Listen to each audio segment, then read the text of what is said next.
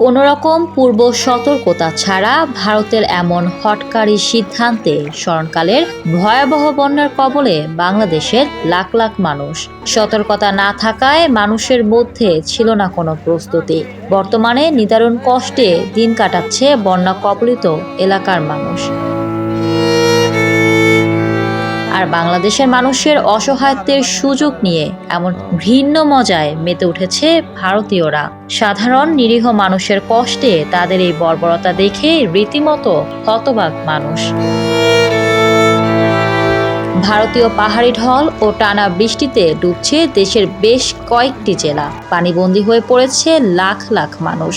কোথাও কোথাও পানি কমতে শুরু করলেও বেশিরভাগ এলাকাতেই বাড়ছে। সেনা, নৌবাহিনী, ফায়ার সার্ভিস, রেড ক্রিসেন্ট স্বেচ্ছাসেবীরা স্বউদ্যোগে উদ্ধার ও ত্রাণ বিতরণ করছেন। আকস্মিক বন্যায় দেশের 11টি জেলা আক্রান্ত হয়েছে উল্লেখ করে দুর্যোগ ব্যবস্থাপনা ও ত্রাণ মন্ত্রণালয় জানিয়েছেন, এখন পর্যন্ত এই বন্যায় ক্ষতিগ্রস্ত লোকের সংখ্যা 48,69,299 জন। এইসব জেলায় বন্যা কবলিত হয়ে মারা গেছেন 15 জন। শুক্রবার সন্ধ্যায় এক তথ্য বিবরণীতে এই তথ্য জানিয়েছে মন্ত্রণালয়।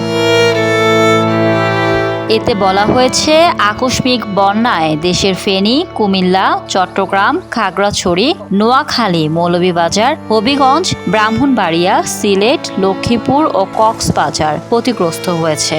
এই সব জেলায় 77টি উপজেলা এবং 590টি ইউনিয়ন বা পৌরসভা প্লাবিত হয়েছে।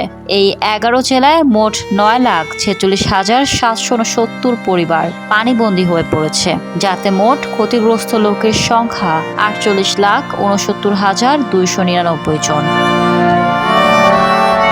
পানিবন্দী বা ক্ষতিগ্রস্ত লোকদের আশ্রয় প্রদানের জন্য মোট 3,176টি আশ্রয়ণ কেন্দ্র খোলা হয়েছে এবং আশ্রয়ণ কেন্দ্রগুলোতে মোট 1,95,030 জন লোক এবং 18,096টি গবাদি পশুকে আশ্রয় দেওয়া হয়েছে বলেও জানিয়েছে দুর্যোগ ব্যবস্থাপনা ও ত্রাণ মন্ত্রণালয়।